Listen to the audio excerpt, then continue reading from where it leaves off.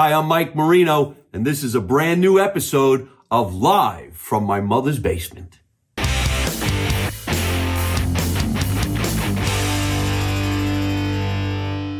Good evening, ladies and gentlemen, and welcome to another edition of Live from My Mother's Basement. The shirts are almost on the way. Getting ready. I'm so happy to be in the real basement doing tonight's podcast, and I'm bringing over actor, director, writer, producer, David La Rosa.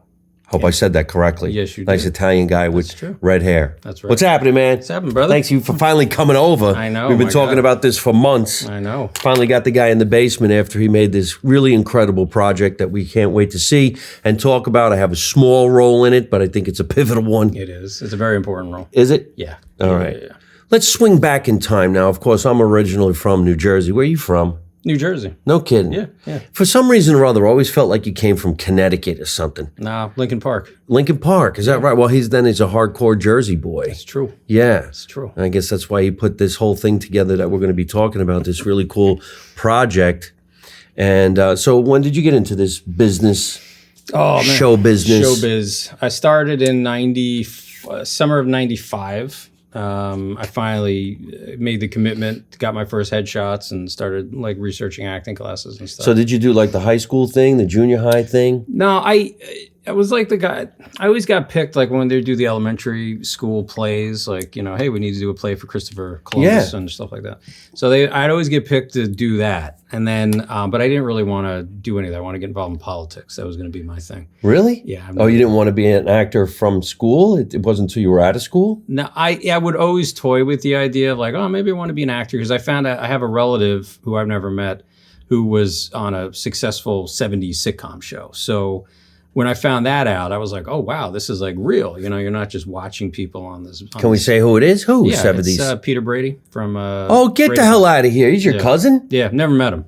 And but... Peter Brady? Peter Brady. What's his real name? Christopher Knight, but his actual name is Christopher Kazumplik. That was my family's side. Really? Peter Brady? Pork chops and applesauce. That's right. Yeah. Holy shit. So, and you never met him? Never met him, but I have pictures of my grandfather, because we were talking about, before we started, family memorabilia and stuff. And he has, there were photos that my grandfather had of him going out to California in the 70s. And there's, you know, Christopher Knight and his very Peter Brady bell bottoms and, you know, clothes and stuff. Man. So he had been to a couple of parties with him, but the Brady Bunch. The Brady Bunch. Who didn't run home to watch the Brady Bunch and the Partridge Family? Yeah. I think they were like the rival shows. Yeah. You had to pick which one you thought was better. And when you were a kid, you had to pick which girl in the project was your crush. That's true. Right? Yeah. Come on, the Partridge Family daughter, sister, the older sister. Susan Day. Yeah, she was hot. Yeah, she was my crush. Was that right? Yeah, I liked her. Yeah. But I liked the Brady Bunch better. But I would watch the Partridge Family because they sang of her. Yeah. So. Holy shit. All right, we went off track. That's right. But that's okay. We don't want to stay on track. We would be boring. Yeah. But I thought most people who get into show business get bit with that bug in grammar school, junior high, high school, and then they can't stop. They graduate high school and they make a go for it. Yeah. And the go for it might last a little while, and then they realize this is brutal and the odds are stacked against me, so they get into a regular career and a job, and then you meet them 30 years later and they say, you should have stuck with it. I should have stayed with her. Yeah, no, I would delve in and out of it, and then I was going through a rough breakup that summer, and I just was like, you know what, screw it. I just got to do stuff that makes me happy. So I just took the plunge, and I started researching it, and then, you know, there's a character in the film called Lawrence, who my character goes to for acting class, like a real acting class, and which you'll see when you see the movie. But I wrote the role for him, and he was my first serious New York City acting teacher, and I've kept in touch with him since, you know, started taking class with him in '98. Where was it? Well, I met him at NYU. I took like a continuing ed program, and then I stayed with him, you know, for years. And I always wanted to like leave. I didn't want to stay with an acting teacher too long, even if I really liked him. For me, he's like my mentor. But I always wanted to keep it fresh. So I would, every 2 to 3 years, I would leave and I would start taking classes, doing something else. But I kept in touch with him, and I've had a couple of other really, great teachers too over the years. But yeah, so now it's this August is 30 years of beating my head up against the wall, and So you've been in show business for 30 years. Yeah, I've been trying to make it, make it work. And around 2008, my wife and I decided we're going to start making our own projects, as opposed to just always relying on, a casting director to say that, yeah, you're good for this or not, because... Or an agent or a manager or a newspaper. Yeah, exactly. It's brutal, man. I mean, people ask me lately now when they see certain things that I'm doing and like, man, you must have the greatest management team. And I'm like, no, I do all of this shit myself. And I didn't even want to become a comedian. I became a comedian because I figured I could make a career as a comic. Yep. And if I work as a comic, at least I'll earn a living in the industry. But we were talking before David came down to the basement about this business and all the different things you could try to do to make something happen. So, and what people say to you and how it could really brutalize your mental makeup. Yeah. So when I was 18 years old or 17 years old, I was trying to do TV commercials in New York City. Now I had thick blonde hair, blue eyes. I was the all-American boy. But once I opened my mouth, somebody said, "You sound like a dummy. What are you, one of those guys from New Jersey?" And I'm like, yeah. But I didn't think I was that bad. Yeah. And then fast forward, some lady told me I would never work in the business. I was crushed, went and got a job with my father's construction company. And then some time went by. I crashed a TV commercial audition in the city. I booked it, and it was the #1 commercial ever made for over $1 million, ran for 5 years. I was nominated for Clio Best Male Performer in a TV commercial. I signed to the biggest agency in New York City, and I was one of the top 5 commercial actors in New York City. I was making a shitload of money. Which commercial was it? United Airlines. Oh, okay. A Marine coming home from boot camp. Oh. And then you kind of look at these people like, why did you say that? Do you have any idea how crushed I was? Yeah. I thought I was going to jump off a fucking building, and I was only a kid. Well, a lot of the people are like, I think that's the thing that I started to realize. It's like, you start off and it's like you're supposed to kiss all these people's ass, right? And the more I did it, I was like, why am I kissing someone's ass? It's like, I'm spending money on training.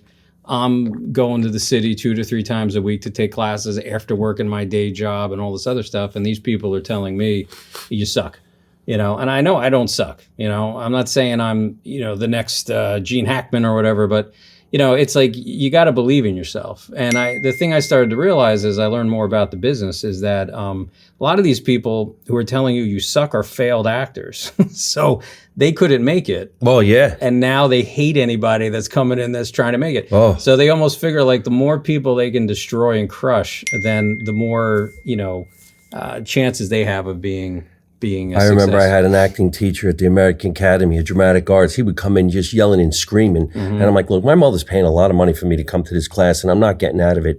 Yeah. Just, how do you get a Ross report? How do I get an agent? Yeah. Those were my questions. Yep. I'm like, stop complaining, pal. Yeah. Anyway, but fast forward, we're still in the business, and we're still working. We're still making shit happen. So I'm glad that you're sticking it out.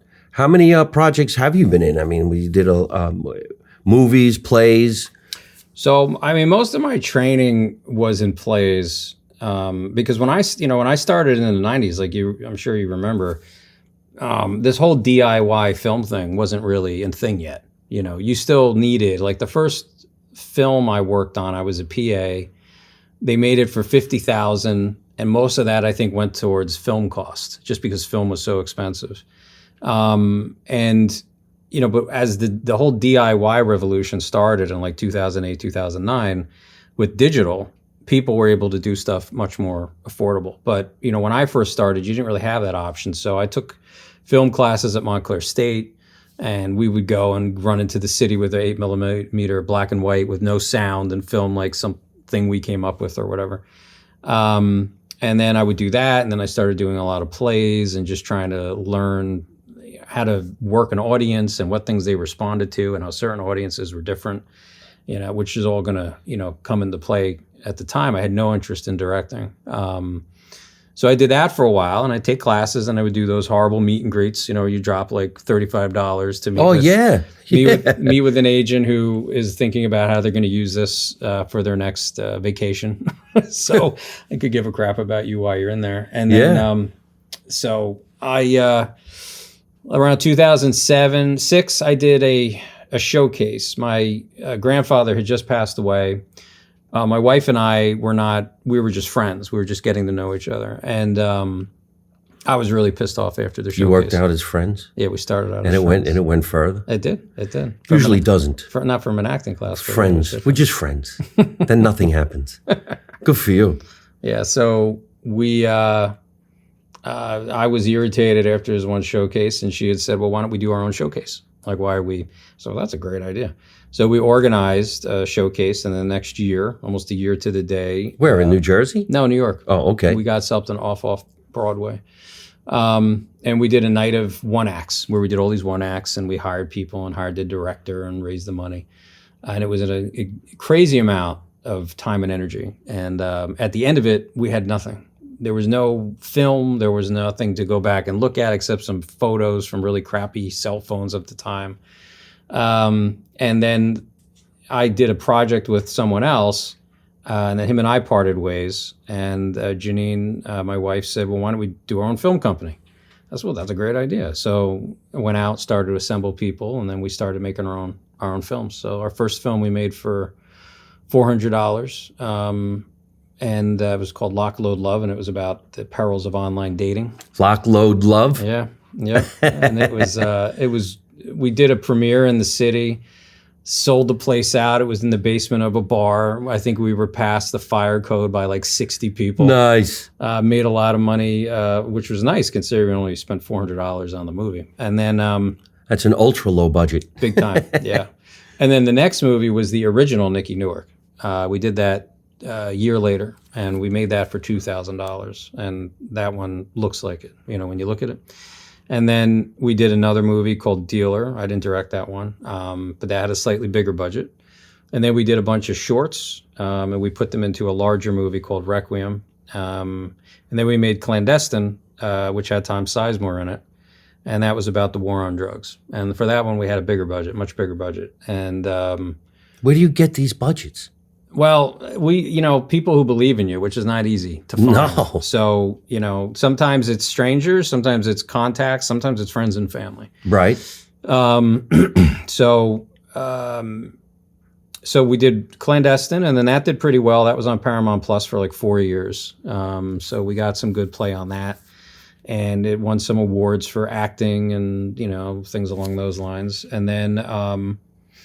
We wanted to change things up because, we all have our day jobs. So we're all working our day jobs so that we can do this thing that we love. And idea was like, look, the next movie we make, we want to really make it so that it has great potential to be a success. What money do we have? Is there anything we can figure out? So we had this horror film that we wanted to do, like a thriller, almost like a Alfred Hitchcock Twilight Zone kind of thing. That's like a couple of $1 million. So that one was off the table for the time being. Then I wrote this other thing, a buddy cop story, which is going to be expensive too. And then it occurred to me, well, what if I go back and I remake Nicky Newark, but make it now from someone who's, at that point more experienced in doing it. Well. I'm got more money? More experienced. I have more money. I've directed a lot of other films at that point. At that point, I wasn't going to act. I wasn't going to be the lead, even though I had written the character based off of myself and a buddy of mine who's a parole officer. But I didn't want to be the lead. So we spent many years trying to find a lead. And that had a variety of different things. Ultimately, the pandemic happened. That delayed things. Then the SAG strike happened in 23, and that threw a bunch of other things out of whack. So ultimately, things just worked out, and I ended up playing the role that I had written for myself anyway and directing it. My executive producer thought I was insane to do that, but when something feels right. He's Sylvester Stallone. You got to do it all. Well, yeah, and I read something, and that his quote that he had in an interview, and you've probably heard of it. he said they offered him like, I don't remember what the exact number was, like $200,000 to like walk away. Walk away. And he was like, I could have done that, you know, but I would have spent the rest of my life wanting to throw myself off a bridge. Yeah. And I've never forgotten that. So when we were really trying to find someone else to play the lead in Tale of Nicky Newark, I kept it open. I was always open to whomever. And like I said, we did have a couple of people who were close to it. But things just kept on popping in and getting in the way of us moving forward that way. And it wasn't until I said, well, I'm just going to do it. You know, that frees up a lot of money that we're going to pay somebody else to put in other elements of the production. Plus, I don't have to worry about directing me, you know, because I wrote it. So I know it. And that's ultimately what happened. And once I made that decision, all the locations fell into place. Bunch of the name actors fell into place, and everything just started to come together. So I was like, well, I think that was the right move. And you had a totally different budget to make it this time around. Much bigger. Yeah. Wow. It was a much bigger budget than what we had. Well, there's previously. probably a lot of filmmakers out there watching. Mm-hmm. So how could you actually tell somebody who wants to make a film how you raised finances to make one? Or is there any real formula? There's no, anyone who tells you there's a formula, honestly, is like, they're full of, do we swear on this? Yeah, sure. They're full of shit. We're from Jersey. Yeah. They're fucked up. They're fucked up. They're full of shit. I think that's the biggest thing. Like this business, there's no guaranteed way of doing anything. You have people that did everything fucking wrong and they become huge successes. And you have people who did everything right and they're you know, working at a grocery store. So there is no guaranteed way, I think, of making something work. So I think the thing that I've really trusted myself with is just trust my instinct. Even with people who want to give you money, if somebody says, oh, I got money, I can invest, I can help you out, and that doesn't sit right with you, it gives you anxiety, walk away. Don't do it. You're picking up on something. And that's just like the thing that I've realized. And also you have to approach this as a business. Oh yeah. Because you being like, when you were a kid and someone bought you toys and you went and you played, a lot of filmmakers, I think of the industry like that. And it's not, you know, they're giving you something, but they're expecting you to play with these toys responsibly. And then they're expecting their money back, you know? Oh yeah. And I've met and spoken to lots of filmmakers who, and it's not all of them, but there's a fair amount of them, where their quote was like, well, I got my money, I don't give a shit. Yeah, almost all of them. Yeah. And I don't do that. No. I feel like I'm part of this project. Let's see it be massive. Mm-hmm. Yeah. Yeah. And I think like that's the challenge and why I think the film industry has gotten such a bad rap, because a lot of indie filmmakers will not always be so concerned about trying to get that money back for their investors. A star could show up on the set, make his whatever, and split, and that's it. You don't hear from him no more. Yep. Every time I've been in independent film, they'll ask, hey, can you advertise? And thank God I have an incredible social media platform, and I do, and I hit it, and I hit it hard. Yeah. And then I call them and say, hey, you know, your star that you paid twice the amount of money you paid me didn't tell anybody to go watch himself in this movie, so maybe you should give it to me. I'm the one selling out your theater, buddy. Yeah. Yeah. No, it's true. And you want people that's the other thing too, like when you're trying to get your cast together, try to get people, A, you want to work with. Yeah. And B, support your project and believe in it. Now, you're not always going to get that.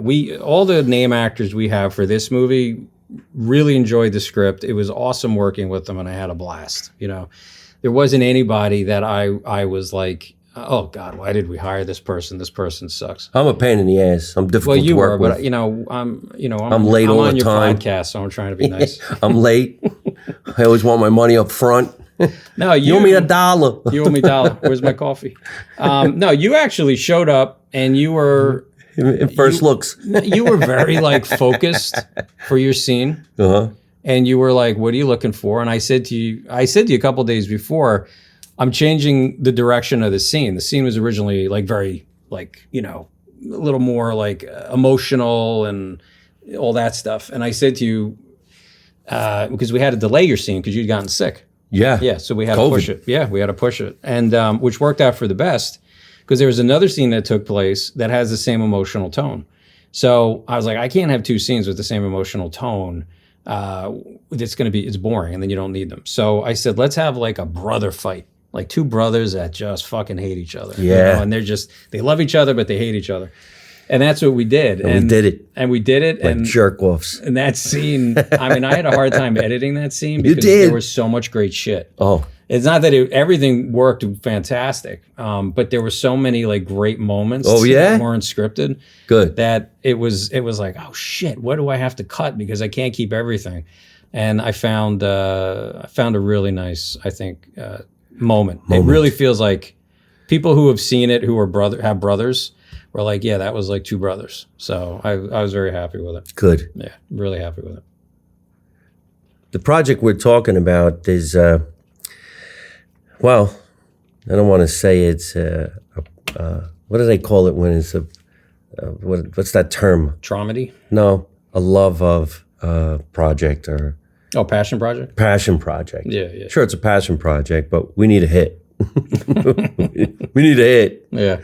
And luckily in my world now, because of my stand-up and all the great performances I'm getting to do in my new special, I'm getting more and more solid cameos in movies. Mm-hmm.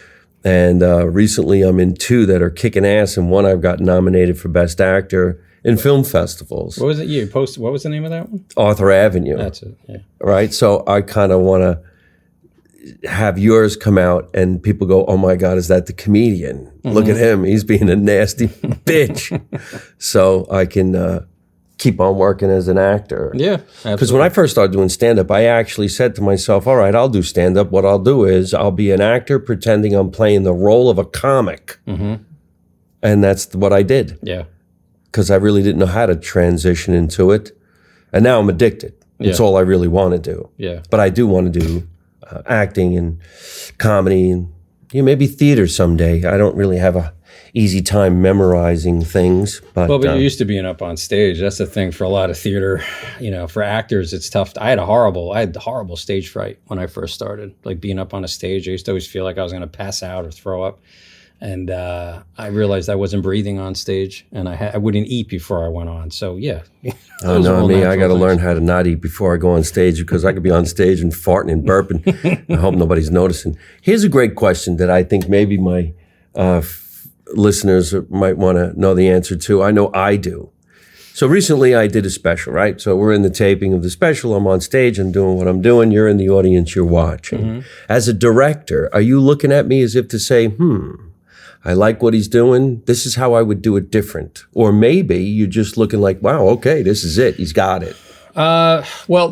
It depends on what I'm there for. Like when I came to see your first show, which was in, where the hell was that? You had to go around like 4 times. You had the theater, you made the joke about it. And on stage, they were building a set. And you did a whole improv about Home Depot. I'd like to thank Home Depot for... I don't even remember where that is. Yeah, that was hysterical. That's just calling people's attention to this, the issue of what I'm doing. Yeah. It's almost saying, I know it doesn't look all that great, so it's okay. It's okay. Yeah. No, it was great. But I watched because we were getting ready to film. And, I just wanted to see how you were, because I'm looking for little things that I might want to use when we shoot the scene. Uh-huh. So that was different. But then as we went on, my wife was with me, and she turned to me and she said, I was laughing a lot. She goes, "You're excited, aren't you?" And I said, "Yeah, I can't wait to have this guy play the character in the movie." So cool. I was really excited about that. So, but then when I came to see the show at your high school, I was just there to enjoy it. Like, I'm not looking at anything. I mean, they bring this huge jib in, looks like the crane on the Titanic. And I'm looking at that as just like, oh, that's a cool piece of equipment. Yeah. And I'm looking at all the tech guys in the back row, and, that's just stuff that I find interesting. But once the show starts, then, no, I'm just trying to enjoy it. Well, one of the reasons why I ask, because when I go watch a movie, I don't watch it like a normal person. I'm sitting there going, I know they must have took lunch at this particular moment, and that there's a continuity problem over there. Yeah. I can't just enjoy it unless it's horror. And then if I'm watching a horror, I'm like, please scare the shit out of me. Yeah. Give me my money's worth. Can we please bring back The Exorcist? Yeah, yeah. No, it depends. Like, my wife and I are very picky in what we watch, and I'm picky. There's certain things I just can't watch because I do get picky about it. But if I'm going to see a friend's show, or a movie a friend made or something, like I'm not picking it apart. I just want to enjoy what they did. If it's a stranger's film or it's like someone in the industry who's a multi-million-dollar director, and I feel that they phoned it in, I'm picking it apart as I'm watching it, as I'm sure they would my film, But but in general, I just try to, if it's someone I know, I'm just trying to enjoy it. All right. Well, can you break it down for us? Can you tell us about this project called Nicky Newark? Yep. So, Will you even get that name? Well, I think I told you this once before. Nicky Newark, when I was younger, was the way people dressed. Yeah. You got that Nicky Newark thing going on. Yep. So it's the Tale of Nicky Newark is a cleaned up and much deeper, grittier, and edgier version of the film we made in 2009. So I like this film a lot better. Just coming to it as someone, at the time in my late 40s, and having, life events occur, brought a whole other element to it, which I was really happy with. So it's about a individual who lost his mother when he was young, and has kind of just lived his life trying to do what he thinks he's supposed to do. Well, I should get married, and I should have a kid, and I should have a job, and I should do this, and I should do that. But when a lot of people do that, you end up not feeling fulfilled, right? So you hit your midlife crisis, or my thing has always been, I don't want to be on my deathbed, ideally in my 90s or later, and say, oh, I should have, why didn't I do this? So I always have like this fever of wanting to get the things out that I want to do. So this guy in the story, Bobby Cannonoli, is our lead. He's a parole officer that nice Italian fella. It's true. He's got a lot of vowels in his name. So he don't we all? So he is trying to become an actor based on his mother's wish. But he's also this edgy parole officer who could really give a fuck about where things are in the world. So he's not politically correct. He's living his life. He deals with horrible people. So for him, he doesn't really care about, did I offend you? I really don't care. So, but he has a daughter who he loves. That's his whole world. And he's really trying to do right by his daughter. In the midst of all this, he meets an actress who starts to help him see things a little differently. And there's a lot of deeper symbolism in the film. I want people to see the movie, and if they pick up on it, they pick up on it. So I don't want to spoil it, but I believe firmly that people are sent to you in your life, maybe through your loved ones who have passed on, or just the way life works, and they help guide you. And sometimes you're not even aware of that. So that essentially is what happens to him. And in the midst of all this, there's drama, and there's comedy, and there's events and occurrences and things that go on. And a priest, a very interesting priest. So, and you really start to see this person go from who he is in the beginning of the movie versus who he is in the final scene. So who you see him first, because it opens up with him as a child in 1984. So the first time you see him as an adult and what he's doing versus what he does at the end of the movie is night and day. So I believe people should be allowed to go through growth and change and be allowed to develop and make mistakes. And, this guy does. So it's a passion project for me, due to that feeling that, that's really what we're here for, is to grow and learn. So this movie's all in the can now. You finished. We're getting the final audio is being done. All the music's in, and we're just waiting on the final audio. So, and your first approach to sell and show is film festivals? We're doing a couple of things at once. We have a marketing strategy, which I don't want to divulge too much because it's interesting. But we're going to be doing that, the marketing, and we're also going to be doing some film festivals. I'm not going to be doing a ton of film festivals. We're really just going to kind of be targeting. Because in my experience, it used to be, in the 90s when independent film first started, it was, oh, you do like Kevin Smith and Ed Burns and all those guys. You do your independent film, and then a studio picks you up or a distributor picks you up. Yeah. Now you're making movies and you're huge. That doesn't really happen anymore at all. So are you friends with Kevin Smith by any chance? You know him? I've tagged him in posts, but I know he hasn't responded to stuff. But I think we were looking at him to direct this movie at one point. We were, plotting out strategies and stuff. I think it's a film based on stuff he says about indie film. I think it's a movie he would enjoy. I think he would get it. Yeah. So, I really do. But well, when is the first screening? Is that set in stone? Yeah, the first screening is going to be August 2nd. August 2nd. Teaneck Cinema up in Teaneck, New Jersey. And then we're going to do our dual strategy with some festivals and primarily the marketing to try to get a really good distributor and get the film out there and get the message out there and everything about the movie. How about Amazon, YouTube? No, Tubi. Seems like what everybody does now is stream. Yeah, no, it'll get onto streaming. Yeah, it's Michelle Michelle Alexandria, our executive producer. She's been a distributor for 20 years. Oh, so she has a lot of hooks. So we're trying to get this the best distribution we can get, and an honest distribution company, which is something you always got to be careful of too. So our last movie, how much money did you make? A couple dollars. We're behind on 3 years of checks for our last movie. Oh the no! Distributor that we used that we're not going to use again. So. So we want to make sure that it's a responsible business plan for the people that did invest, so they get some money back. It's great. You actually genuinely mention your wife all the time. My wife and I.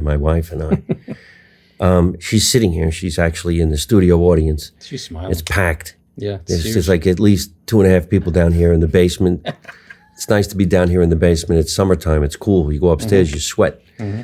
A lot of people grow up in the basement, especially the Italians, because this is where mom made a mess, and upstairs you didn't. Yeah. It's okay to make a mess in the basement because this is for the kids. And I love it down here, and I'm never going to leave. But your wife is sitting over here, and what's her position on these projects? What is she doing on The Tale of Nicky Newark? She helped me co-write this one. Mm-hmm. So I would come up with stuff, and then I would run it by her. And then the scene with Lawrence, who's the acting teacher that I had in real life, and his character's name was Lawrence. I was very original with that.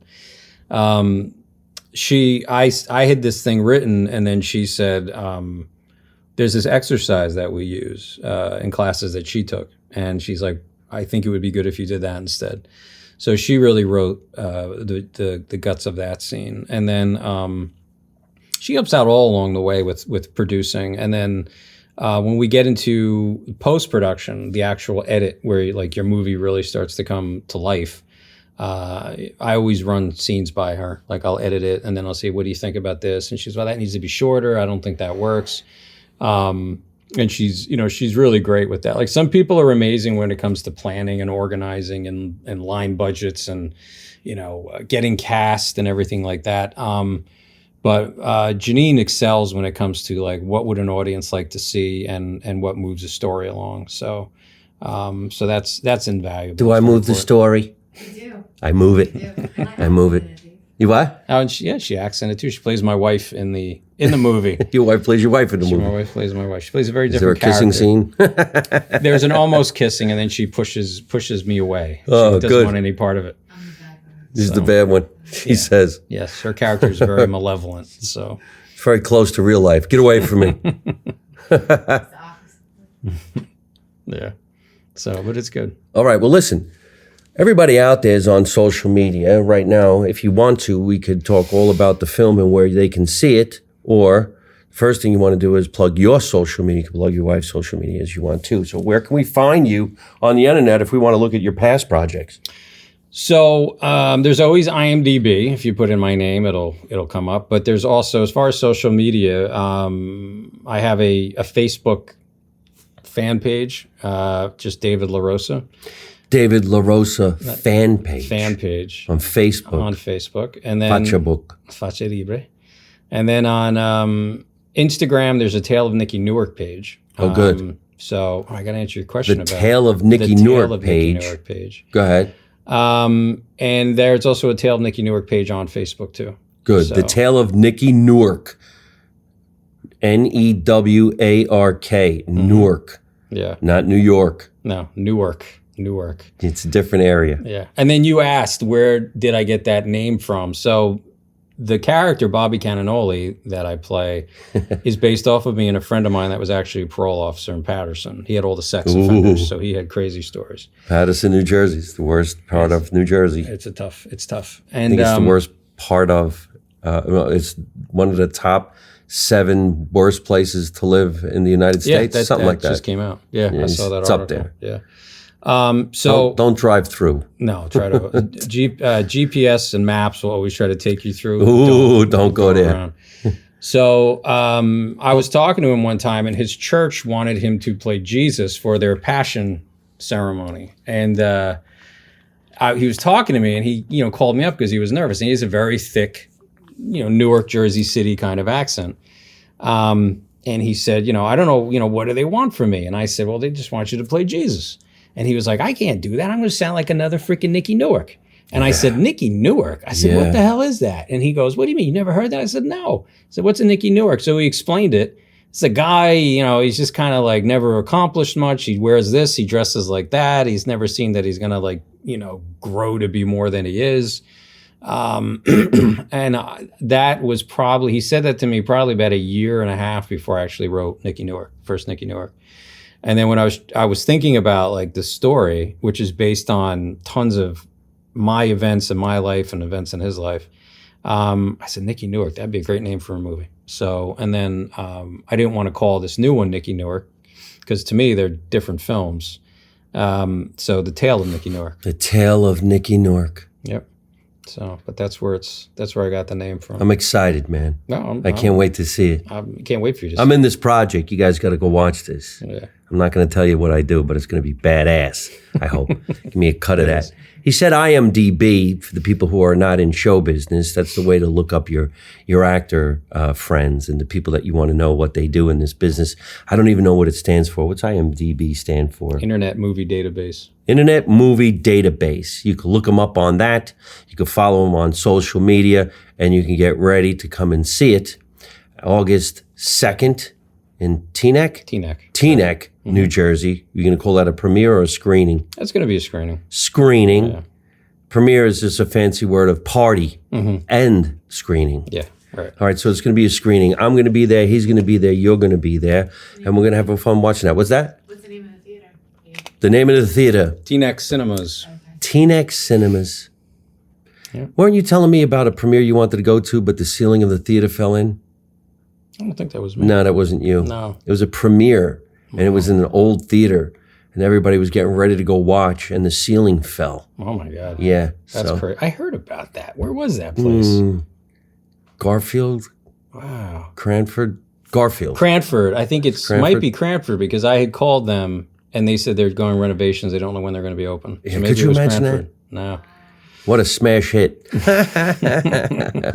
right, listen, ladies and gentlemen, I want to thank my guest for coming down in the basement and hanging out with us. Make sure you follow him on social media and get ready to see this cool-ass movie, The Tale of Nicky Newark. I have a part in it. I play his brother. It's badass. You're going to have a lot of fun. We got to get going. I want to thank my producer, Tatiana Bluchel, for always making sure we got a great guest come down the basement. And you can watch it every Tuesday night at 8 o'clock right here on my YouTube channel, Mike Marino Live. You can watch it on Spotify. You can also listen to us on Italian American radio out of New York City. We got to get going. Remember what I always say. Let's make America Italian again. You don't know nothing. You don't see nothing. You don't say nothing. And how do I end every single one of my podcasts by saying the same thing along with my guest? Do you know what it is? No. What is I forgot to call him. It's don't take no shit from nobody. Oh, you ready? Yeah, that's good. On cue. Here we go. All right. Don't take no shit from nobody. We kind of harmonized. We did. It was good. It was good. I liked it. Hey folks, thanks for watching Live from My Mother's Basement. I hope you enjoyed the show. And if you did, hit the word like and leave me a really cool comment. You can also subscribe to my YouTube channel so you don't miss any of the future episodes and you can watch some of the funniest videos on the internet. You can also listen to the show on Spotify or your favorite podcast app.